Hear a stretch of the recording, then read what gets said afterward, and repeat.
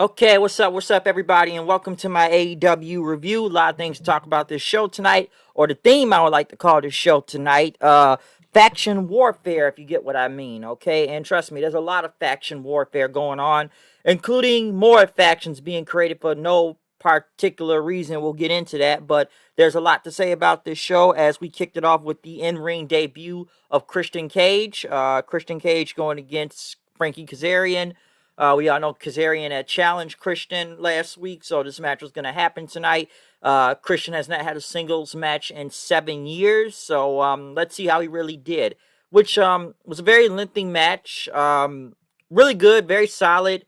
Some would say Christian's probably the only one that sells and whatnot to anybody else, since a lot of no selling in this company. My co-host said, why was this match really pay-per-view length long? Because they went almost like about 16, 17 minutes out there. And I enjoyed this match. It was a great wrestling match out there. I think this was to prove that Christian could still go and that he could still go the distance, as some would say. That he still hasn't. He can still put on a full-fledged match. So I get why it had to be that long in a way. I was just surprised. Like, man, this match is kind of long for, you know, Christian to be going against Kaz, and don't get me wrong, they didn't make Kaz look weak, but it's not like Kaz is being protected for anything bigger. Like, come on, he's still in the tag division. You barely even see him on the main show in general anyways. He's more on the dark shows, mostly tagging with Daniels, than he is on Dynamite itself. But still, though, a solid match to kick off the show. Probably maybe the best actual match on this show tonight, I would say. Had a message on my phone right there, but yeah, probably the best match on this show. What else could I really go on after that from Christian and Kaz? We move on to it's going to be a lot of video packages on this show. If it looks like we got a promo from Jay Cargill, basically talking about Red Velvet again. Obviously, it's going to be another match with them at some point next. Oh boy, this is going to be something to talk about. Cody Rhodes versus QT Marshall in a exhibition match. Everybody in the Nightmare family was out there, and I have no idea who half these people even are. I don't even know how many people are in this group. I've never seen half these people. Apparently, they're trainees or something like that. The only people I look like I kind of knew who was out there was Dustin Rhodes and Billy Gunn, and I guess Billy's kids, and Lee Johnson dude, and I don't know who these people are. I just don't know. Why was this even a match? And you know what's so funny about QT's promo last week? Some would say they had his wife out there last week, but didn't this guy go around chasing the bunny for almost about 6.5, not even 6.5 months, but at least about 2 months? Isn't that kind of something when you think about it? Like, wait a minute, was he chasing a bunny around for a minute? So kind of funny when you think about it. As my friend would say, they probably have one of them open marriage type of things, something. That's what it looks like. But this match, it's not much to say. It was a match, but then next thing you know, I guess Cody, he let QT back in the ring, and then QT ended up hitting Cody. No, he hit Arn Anderson in the face. And then some of the Nightmare family guys started attacking the other guys, and I'm like, wait a minute, who now? And I don't know who any of these people are, okay? I know the big dude was because he faced Moxley one time, Nick Camarado. The other dude, I think, is Bailey's, ex-boyfriend or something like that, Solo, whatever his name is. I don't even know what the third guy was, and they're just beating up all the other family members. And I'm like, why is this a thing?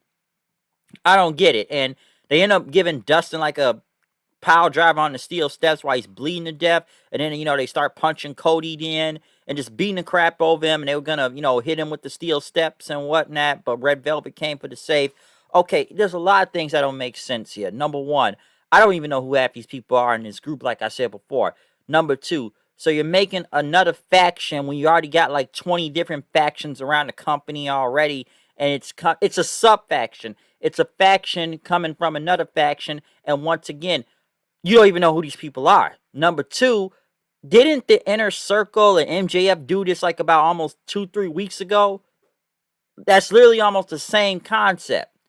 Because it was just one person from within the group Then like, okay, I'm gonna go form my own group, except I'm gonna take people from this group and make another group. So it's like Nightmare Family versus Nightmare Family Civil War. So it's like NWO versus NWO Wolfpack or something like that. And QT is the leader, which we did not hear a promo from him. But why should I really take this guy seriously as a leader now?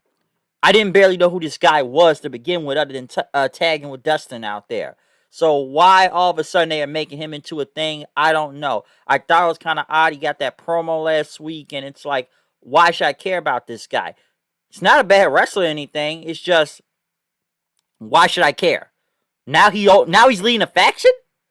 Cody, once again, who has literally nothing to do right now, feuds with different random guys every other week, it looks like. And now it looks like it's Nightmare Family versus Nightmare Family, or some civil war or something. Somewhere online says like Sting or something. I don't know how, but I saw somebody say that. But still, why is this a thing? We have enough factions. Now you're creating a faction from within a faction, making a sub faction. So now that other faction is fighting. I didn't know who had. It's like 20 of them out there. I don't even know who all of them are. I don't even know who these guys attacked who. I'm like, wait a minute, whose side is on who now? Like, what? Like, I had no idea what was going on. It was just to promote Cody's TV show or something? Like, what was going on here? I have no idea what this was. It was all over the place, and it felt random to me. It really did, because I don't know who half these people are. I don't know who they are. I've never seen them. I don't buy QT to be a leader. I'm like, who is he beating by himself? What has he done interesting? The bunkhouse match? Please, somebody bring the bunkhouse match up to me. I want somebody to, because weren't they in a feud that was going on for a while with the Butcher and the Blade? So I don't know what's going on with all this, but like I said, Cody has nothing better to do. I don't buy QT being a leader in a way. I don't understand who half these guys are in the damn Nightmare Family. I don't know why it's a civil war all of a sudden. So why are we creating so many factions? And it's the same stuff they did with MJF in the Inner Circle like 2-3 weeks ago. So yeah, we are just making like 20 different groups in this company for some reason. I have no idea why. Um, Next they interviewed Red Velvet. I guess she said she was gonna have Cody's back, but Jade Cargo came in and attacked Velvet, saying I'm that bitch basically. John Moxley had a promo talking about Eddie Kingston's out with a injury and everything, but he's tired of getting beat up by goons. He doesn't know who the Young Bucks want to fight for, and I guess he's real pissed off tonight. So Cesar Bernardi or something, he's going to get dropped or choked unconscious. I know they had Ziggler's brother out there and some other dude. Mox won. That's all you really know. He choked out the... he beat up all 2 or 3 of these guys out there and choked out Cesar out there. So, yeah. Mox got the win. Basically, after Mox won, Team Taz was in the back saying, I guess they're all sitting down, and basically we got to get the old Team Taz back together. Everything's going to be good. Ricky Starks, talked about Dark and everything, but, what did Cage say? We would have had that win sooner if it wasn't for you taking so long. So, obviously, they're going to, have Cage break away from this group. The Pinnacle were in the back, basically, having their own personal stylist. And when MJF opened the bathroom door, the Inner Circle was standing there. MJF says, we have to leave. Jake Hager was on the other side. Next thing you know, which I think this was the best part of the entire show tonight, and probably the best brawl out of this whole show, was the Inner Circle and the Pinnacle, which next thing you know, everybody started fighting each other then, and the Inner Circle kicked the living shit out of the Pinnacle, basically. Sammy Guevara, hitting his finisher and then slamming the door into Sean Spears' head. Jake Hager hitting like a big choke slam on the Warlord through in the trainer's room.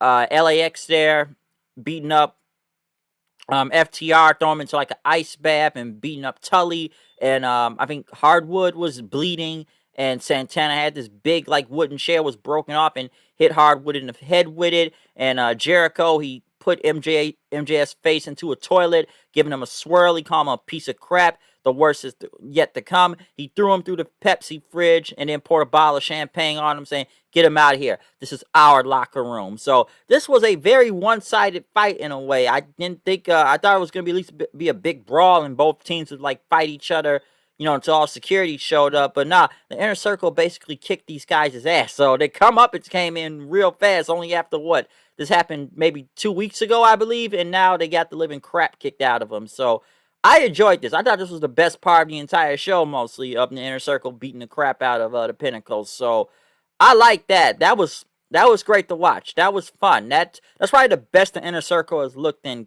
God knows how long. Okay, that's probably the best they've ever looked, and they look vicious out there. So I liked it. That was not bad. I like that brawl.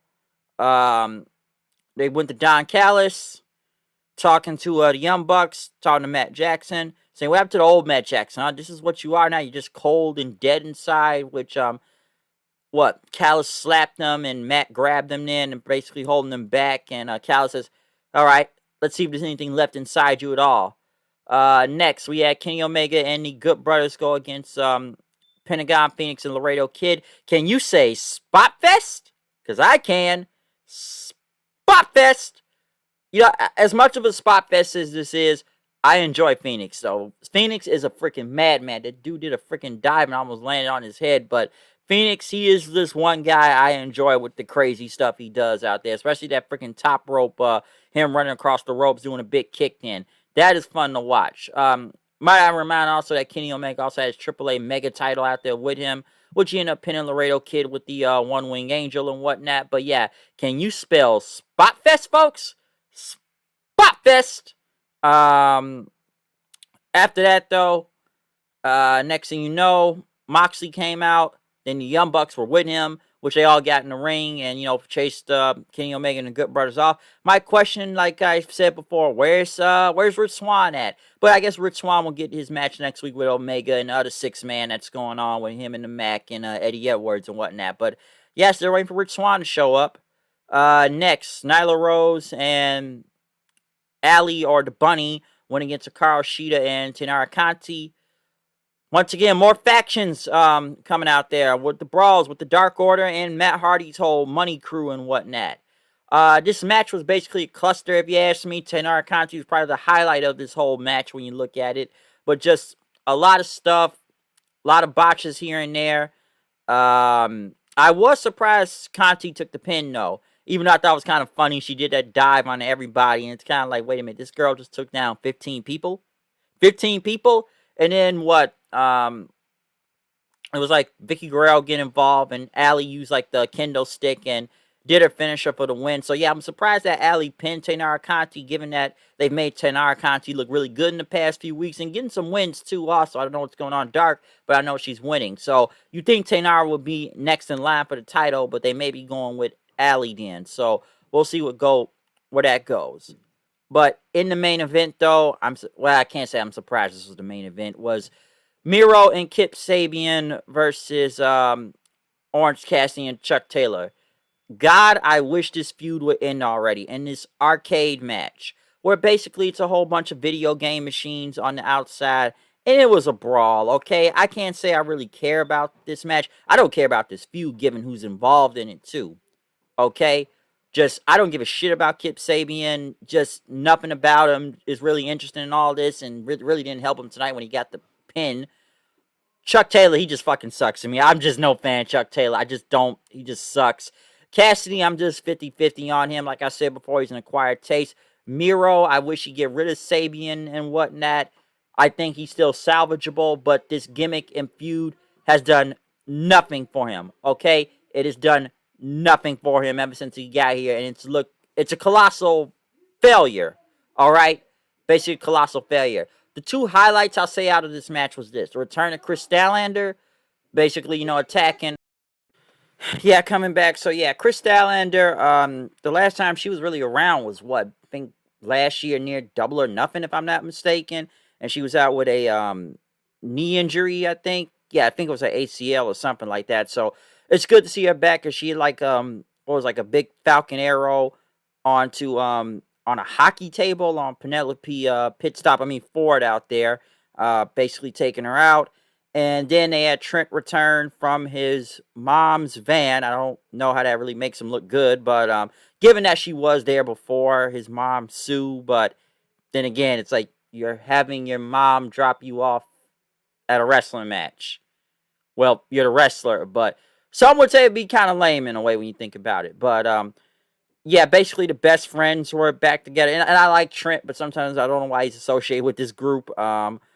Basically they all start jumping Miro. Miro took them out, and then he threw like a Mortal Kombat machine at them, and then Trent hit Miro with a stool, and I think Cassie speared him through a table. Or was it Trent? And then Chuck Taylor hit a Kip Sabian with some move through a table, and it was over, and that was the end of the show. I will say it was a brawl, but like I said, I don't really care about this match. I know one of my other friends say that match was awesome. Yeah, sure, it was awesome. I like the returns. I was happy to see Statlander back. I was happy to see Trent back. I hope this feud is over and next week Miro drops Kip from this whole thing, because I don't know where he's really going at this point, because this feud has done nothing to help him. It's literally done nothing to help him. Or having Miro associated with him has done nothing to help Kip Sabian. Penelope Ford, she has some potential, I will say that. Don't know where it will go, but she'll probably be in a feud with Statlander for all I know. Miro, he'll do his own thing. Like I said, he's still salvageable. The best friends, I don't really kind of give a shit, to be honest. Okay, I really don't. Like I said before, but at least Trent's back, so I was just happy to see Trent and Kris Stalender back in this match. The match itself, I was just like, why is this a match? This feud is bad enough. Was this really necessary to main event? It was a brawl. I'll say that. But did they really need to put video game machines out there? Was all this really necessary? Just think about that. Really do. So the thing I really mostly liked from this show was the Inner Circle beating the crap out of the Pinnacle and returning. Statlander returning. Trent returning. And Christian versus Kazarian was the best match out of this whole show. Okay. Other than that, mostly everything was faction warfare. I don't understand the Cody feud. I don't understand why QT's not a leader or something. I don't know who half those guys in the Nightmare family are, and now it's a faction going to a sub-faction like it's NWO, NWO Wolfpack. I've already said that earlier. The women's match was kind of all over the place. I like Tanara Conti, but don't know why she's taking a pin after getting several wins in the past few weeks, thinking she's gonna go for the title. Omega and them, Spot Fest. Where's Rich Swann? Still waiting for him to show up. Yeah, I think that's the show. Oh, and I enjoyed the Ethan Page Scorpio Sky promo. Not bad. Wherever that's going. Guess they're a tag team now. So yeah, that's the show tonight, folks. That's AEW tonight. So tell me what you think about the show. I was up and down on it, but there were a couple good parts in there too. Okay, main event, I'm just whatever on. Like I said, I cared a little bit more about the returns than I did the match itself. It's a brawl, but don't really give a shit about this feud or most of these people in here. Okay, so yeah, I'm out of here. Comment, subscribe, follow me on Twitter at Hooded 90. I'm done with this review. Peace out.